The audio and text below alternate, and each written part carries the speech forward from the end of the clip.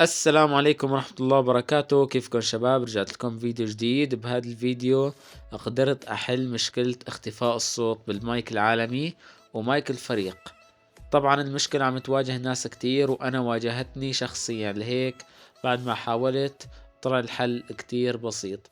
طبعا الناس المشكلة اللي عم تواجهها إنه لما تيجي بدها تحكي بالطيارة ما بتسمع صوت حدا، وهن الناس يعني اللي بالطيارة ما بيسمعوا صوته، كمان مع الفريق نفس الشي.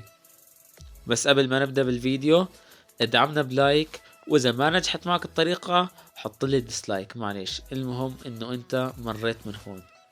وهلا ما بدي اطول عليكم بالشرح. الخطوة الاولى لازم قبل ما تدخل على اللعبة تشغل تطبيق الفي بي ان، مثل هذا التطبيق يلي ظاهر عندكم بالشاشة، او اي تطبيق في بي ان بدك اياه انت. بعد ما شغلت تطبيق الفي بي ان راح تروح على مركز الموارد، تنزيل الموارد، مثل ما انكم شايفين كل شي بتشوفه هون. حزم صوت، بيخص حزم الصوت او حزم صوت وصورة لازم تحملها. لا تسألني ليش كيف ليش لازم تحملها، واذا مانك محملها يعني محملها نصها كمان حملها للاخير. طبعا واذا انت كنت محملها كاملة وفي عندك مشكلة بهاي الحزم، راح تتوجه لسلة المهملات.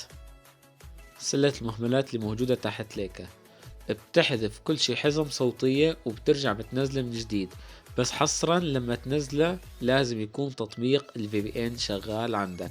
اذا ما كان تطبيق ال VPN شغال عندك ما راح تستفاد اي شي، صدقني اخي الكريم.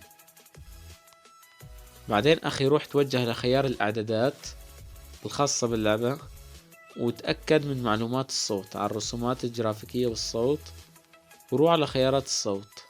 طبعا افضل شي لاجهزة ال20 و30 فريم هي المرتفعة.